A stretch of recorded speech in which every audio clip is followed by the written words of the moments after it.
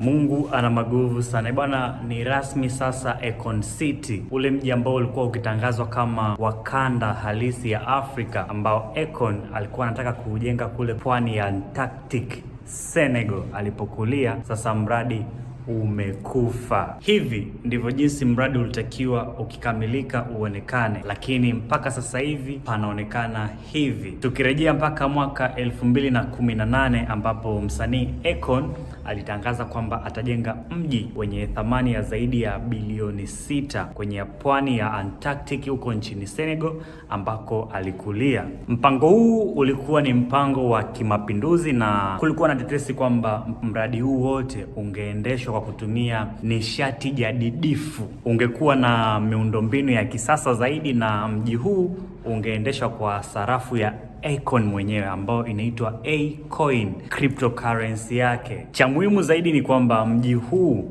ni kile kinachoitwa kama Afrika ya kesho, the future Africa. Serikali ya Senegal ilikuwa ina mategemeo makubwa sana na Akon kwa sababu walifikia hadi hatua ya kuwahamisha wakazi wa eneo lile kwa fidia, kwa sababu tu wampishe Akon aweze kujenga mji huo. Ila cha kushangaza ni kwamba hadi leo fidia hiyo inadaiwa na haijawahi kulipwa na mtu yoyote.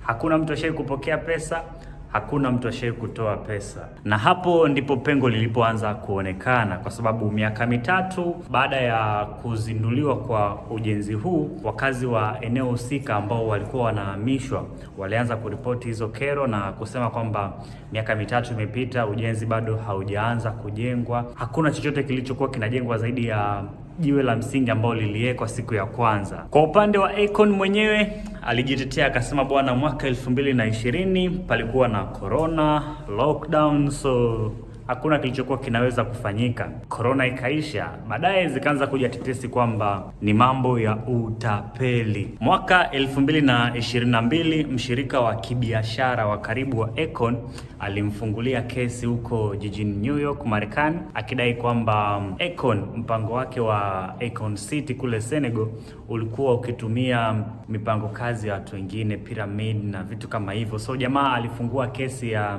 USD milioni 4 akidai kwamba mali za Akon zifungwe. Hata hivyo, Akon bado aliendelea kuwa na matumaini na alilipa USD dola milioni 1 na akasema kwamba Akon City, mpango wa kujenga, uko pale pale kwa asilimia zote, yanamaanisha asilimia 100. Miaka ilizidi kuendelea mpaka ilipofika mwaka 2023 ambapo gazeti la The Guardian liliamua kutembelea katika eneo hilo ambalo Akon angejenga A-City au Akon City.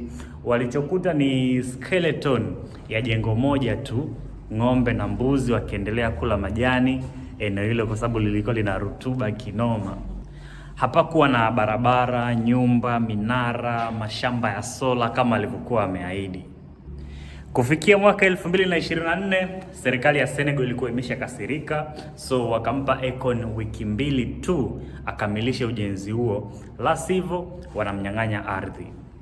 Waswahili wanasema kwamba siku ya kufa nyani miti yote huteleza. So mambo yakawa magumu kwa upande wa Akon, kwa sababu hata kwenye soko la cryptocurrency ambao alikuwa akilitegemea, sarafu yake ya A-Coin ikawa haifanyi vizuri tena sokoni, na hadi kufikia sasa A-Coin imeporomoka kwa asilimia 100, haina thamani tena.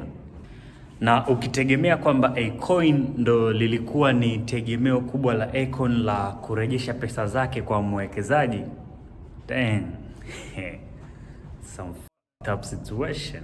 Kuchelewa kwa mradi na kucheleweshwa kwa malipo kwa watu kwa muda husika ikawa ni mstari wa mwisho kwenye jeneza la A-City, Wakanda ya Afrika.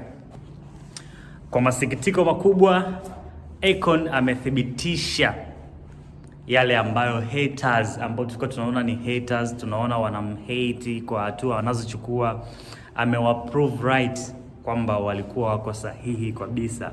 Hawezi kujenga mji huo kwa sababu kufikia hii leo imethibitishwa kwamba mradi huo wa A-City, Akon City, hautaendelea tena.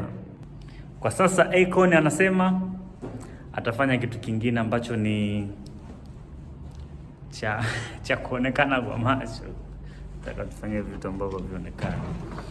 Kama huja subscribe my channel for story kama hizi. I go by the name Credo.